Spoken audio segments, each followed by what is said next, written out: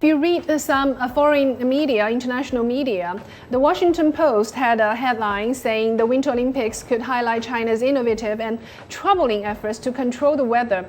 And there are two lines in the report saying, does a country have a right to shape the weather? And the second one is, the nation is expected to deploy technology and new levels of scale to ensure the Olympics comes off clean. Cue the sun. So, Xian, let's starting from you first. Are they actually saying the government is irrelevant in dealing with this affair or driving the effort for this green transformation at all? I don't know where is the confidence come from. Target driven is very important. That means that we have a very clear target to achieve the carbon emission zero. Right.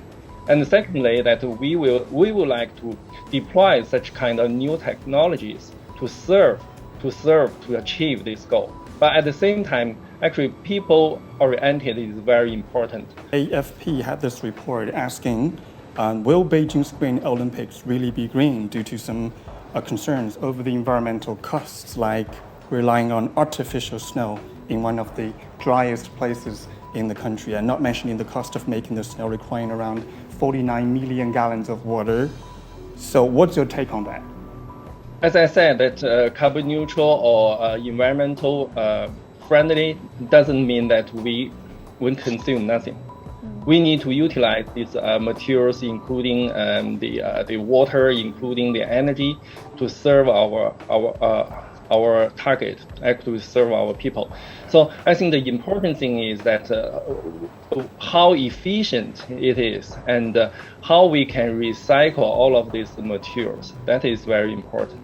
The snow melts after games. All the water will be treated carefully to be reused in locally.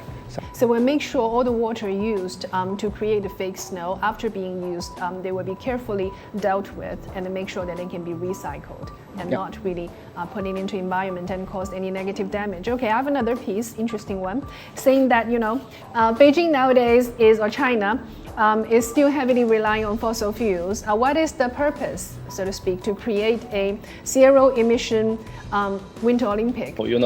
A lot of big multinational companies, they have their own climate change commitment, right? They need to achieve the carbon neutrality by some time, and some multinational companies announced that they have achieved the carbon neutral, right? Right. But on the other hand, they have their business all over the world. Exactly. They need to rely on different kind of energy all over the world. So if they can achieve the carbon neutral, is that means that any countries they have business there, they can achieve the carbon neutral at the same time? Right. I think I can say that it's not exactly the same, but I think the situation is quite similar. Right. That means in China that we can achieve the carbon neutral for some events or for some company. That doesn't mean that for the whole country we can achieve the same goal at the same time.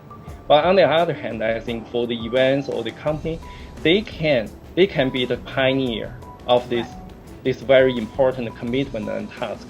And at the same time, their actions, their technologies could be the demonstration, could be the very good example for the others and for the future. Right.